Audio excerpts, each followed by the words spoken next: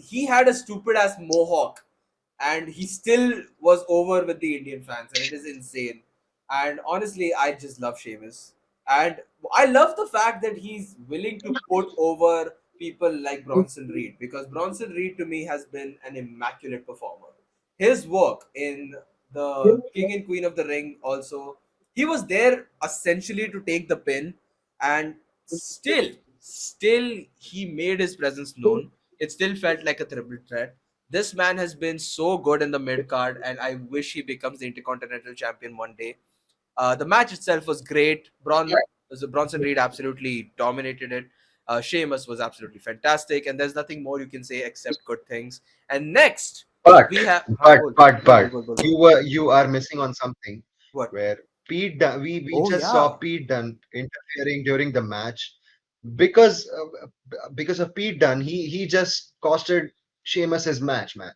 Yes. Because once he interfered, he hit him with that stick, which Yes. Sheamus carries it with him, and Yeah. boom, When he was in the Bronson bowling Reed boots. hits his finisher, Yeah. and he just pins him. Yeah. Done. And We have a winner. I'll tell you exactly why I thought this was a normal thing. Because every single mid card match has been ended in interruptions. If you notice, in the Yeah. past few weeks, every single mid card match has not had a proper finish, and some third person was involved. Okay, like this is the most frustrating thing about the mid card thing, is that nobody is able to finish a match on their own. It's like somebody has to come in and interfere and make things worse for every single person. And then we have a segment where basically the entire Judgment Day camp, you would say, was destroyed. And then you had Jay versus Yeah. Carlito. Jay Uso, the main event. Jay Which was, Uso. I think, according to me, this match and the next match, which we are about to discuss, was just a filler It was. in the show. It was. Rikishi made a statement saying that they are wasting Jey Uso, and the fans are mad. And I don't understand, what did Rikishi say wrong? What did he say wrong? They are wasting Jey Uso.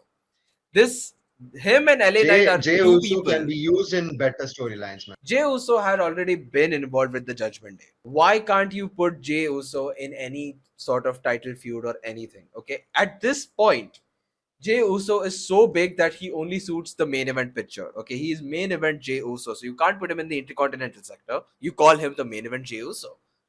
But there is absolutely no plans for him to win the World Championship, because at this point the World Heavyweight Championship revolves around Drew, Punk, Seth, Damian, Gunther, and Jey Uso literally is the sixth on the list. And somehow they just do not have better feuds or anything other than Bloodline or the tag championship. So they are essentially wasting. Zelina Vega Yeah. has a segment where they are desperately trying to get this new group over that involves Sonya Deville, Zoe Stark, and Shayna Baszler. Thoughts on the new team? Because I actually do have a lot of thoughts about this, but I want to know what you feel about the new tag team in the women's division. I just feel this new team hasn't created any impact till now. I don't know about the future. We don't know about the future, but till now, according to me, this team hasn't created a huge impact because this faction which has been created is just like another normal faction to me, man. This Yes, this faction can't be taken seriously. It can't be taken seriously like um the way Damage Control I'm is. I'm just comparing it with damage control. Yeah, exactly. Damage control. We actually somewhere in some point of our lives we actually took damage control seriously, Yeah, but we can't count on this faction because I genuinely I don't have any kind of hopes. uh even if Zoe Stark and Shayna Baszler get the gold to their faction, it won't matter to me. yeah. See, the thing is that I find Zoe Stark and Shayna Baszler as very, very, very good wrestlers. Okay, you see their work in the Shayna Baszler recently wrestled in the GCW. WWE is doing their things Yeah. where they're sending their wrestlers in different companies. AJ Styles recently wrestled in Japan as well and representing WWE. Shayna Baszler is absolutely a fantastic performer, and there is no doubt about it. But does she need a manager? Yes, absolutely. Does Zoe Yeah, Stark need a manager? at least better Absolutely. than Sonya Deville. Yeah, I mean, I honestly feel that Sonya Deville coming back into the in-ring action makes more sense, but they desperately need a Paul Heyman level manager to get them over.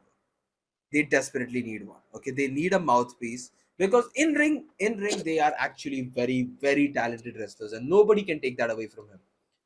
But WWE Yeah, in general, professional wrestling is not always about the wrestling, which is the hardest thing to swallow at this exactly. point. You need to have the catchphrases, you need to have the merch selling, you need to have that crowd reaction, and they are just not getting it. And honestly, the reason I have a little bit of bias to hate them is because somehow they got one of the best performers in NXT to be in a shitty feud with them, and that's Lyra Valkyria. Because I am absolutely flabbergasted on how they're wasting Lyra Valkyria in this, and we'll come back to that later.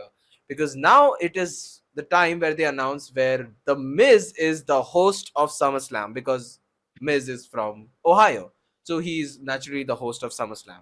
And in years of being a professional wrestling fan, I have absolutely zero clue on what hosting a show is. According to me, the host wala tag is just for featuring them in a show, who just shows up randomly in the middle of the show and reminds people that yeah And she's guys, gone. I'm the host, I'm currently the host, don't forget me. Yeah, So I think iske aage there's no big impact or yeah. a role which can be played by a host. I can't even forget the fact that Dwayne Johnson at one point was the host of WrestleMania, and I'm like, that eventually, WrestleMania, man. Yeah, that eventually led to a storyline with John Cena versus The Rock. But even then, after that, Dwayne Johnson has hosted WrestleManias, and people have hosted things. This is a very shitty concept. I don't think I have to love everything about WWE if I love it the most as well.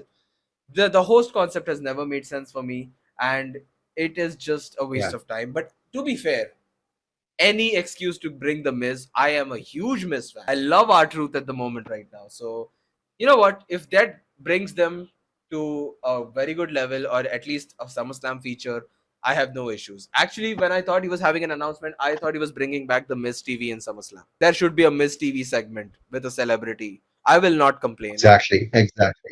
He shouldn't be the host. Why isn't he doing an interview with Dean Ambrose right now? So after that we have Sami Zayn versus Dominic Mysterio, and before Dominic Mysterio's entrance, we have Liv Morgan acting like a proper soap opera actress.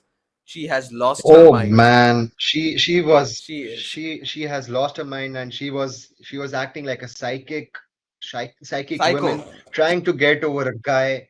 Yes, yeah, psycho woman who's trying to get over a guy who has been already taken according to the storyline, not in real Who's life, already guys. taken? Yeah. No, not in So real life, bro. He's yeah. married. Two out of three of them are married.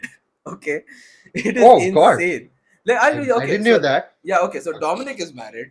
Rhea Ripley recently got married to Buddy Murphy, and actually Liv Buddy Morgan's Murphy, yeah. okay. Here's the thing: Liv Morgan technically did break up right during the start of the show, start of the segment between Rhea and her. Like this entire storyline, they when Hmm. Liv Morgan eventually had a breakup. But yeah, Dominic got married this I year. know. Rhea Ripley Yeah. got married this year. But yeah, these are actors. And we So should we should also give some light on what Liv had said during today's segment. She literally called Dominic as Ria's little bitch.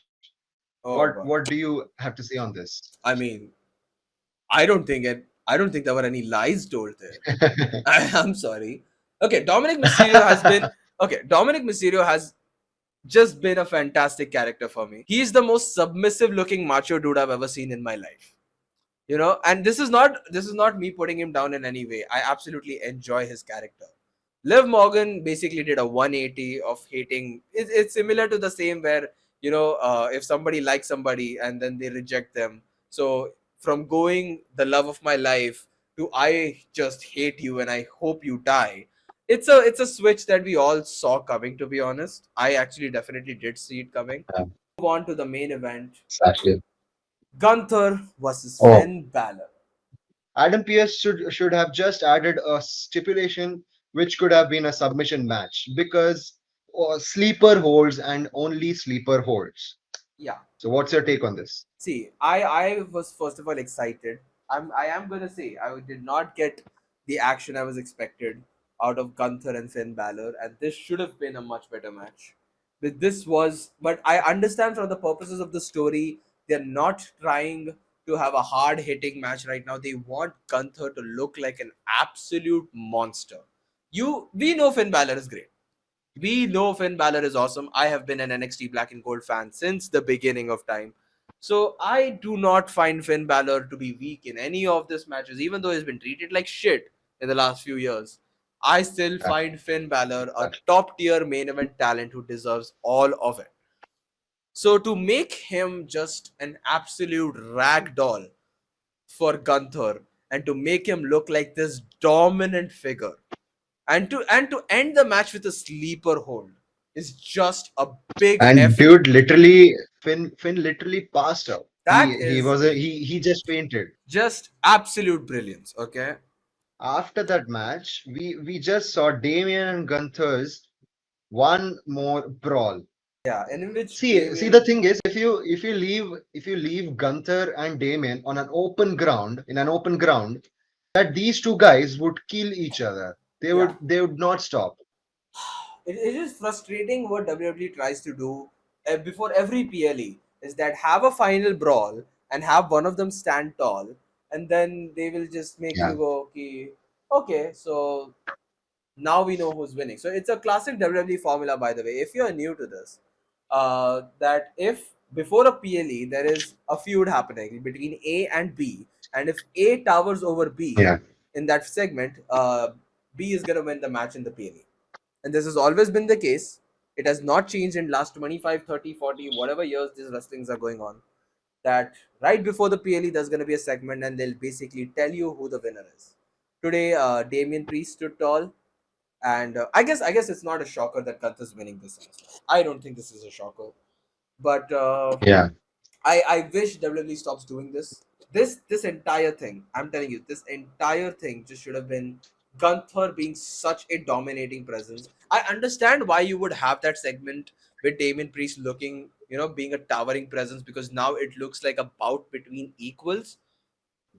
But I do wish that Gunther just keeps on looking like a monster and from the start. And I guess Gunther is the perfect pioneer for this. This Yeah, guy is unbelievable, dude. yeah. He just comes, he just destroys, he just leaves. This Mm. this kind of posse, this kind of top guy attitude. I've never seen this kind of attitude in anyone. To the point where I always watch Gunther's matches and I instantly gain respect for his opponent if he wins. Just imagine, like, this is crazy. Like, even for a scripted storyline, anyone who defeats Gunther immediately has his aura, his presence, his value increased by 10 times, which is just Yeah. which is just not normal in today's wrestling landscape This was the go home show, for the the PLE. last episode before SummerSlam. Yeah, Yeah. Uh, this episode was actually pretty good. yeah. No complaints apart from this, the filler matches. To me, this Raw was definitely a very decent go home show where you're setting up things right after the PLE as well. To me, this is a Yeah. solid 8 out of 10 show. How would you rate it out of 10?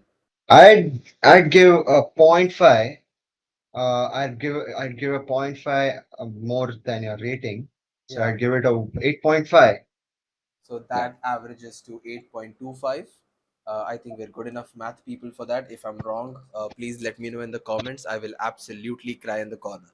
So this has been the Raw review and also the first episode of the R.A.W. podcast. My name is Adi and he is Roshil. We will see you next week with the SummerSlam predictions. Thank you.